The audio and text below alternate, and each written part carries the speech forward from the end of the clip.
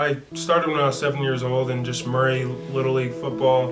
Kind of just playing for fun. I was the biggest kid. They kind of just put me out there wherever they needed me, and I kind of was just running around having fun with some guys that are still my friends now. At first, football for me was just to kind of get away from all the nonsense that's kind of going on, keep me out of trouble pretty much is kind of what my mom did. And then it became more for me. I kind of realized in high school, like, I had a chance at this thing. Like, people would always tell me, like, you can have a chance to, play college at a high level.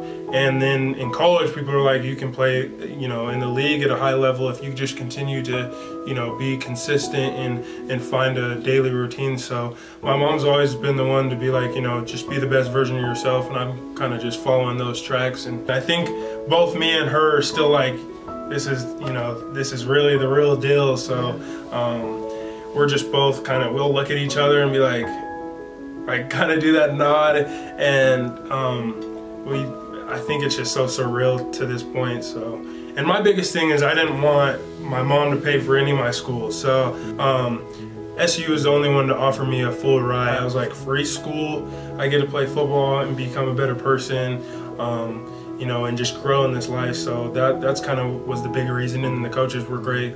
The combine was cool. It was really cool. It's a lot more than you think. A lot of people, you just you get there, maybe chillax a couple days, and then you go run your 40 or whatever. But there's a lot of medicals, obviously, and meetings. I think one day I spent like 10 hours or something like that in a hospital. There's a lot of guys there, so you're in the hospital for quite some time. But to go out and run the drills, do the 40, and do all the drills was just like so surreal. Like, you watch these dudes do it every year, and now you're doing it. So I was just very thankful. At the end of the day, I feel like guys in the big sky, they don't expect to be in the combine every year, which we do. We expect to get guys in the combine and guys to the league every year. So I'm just grateful to be in the position I am, and I'm very happy to have the opportunities I have. I had the 2021 season I thought I needed to have. I went to the Senior Bowl.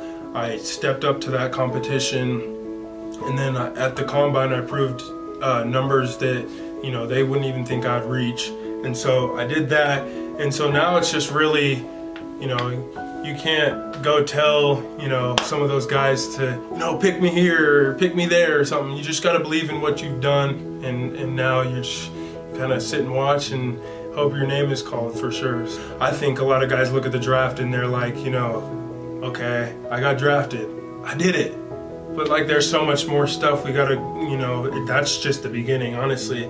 Like, all this stuff I've done is just like barely reaching to what I have to do. And so I'm really looking forward to learning new techniques and stuff like that, and really opening myself up and being super coachable this next season in the NFL, hopefully.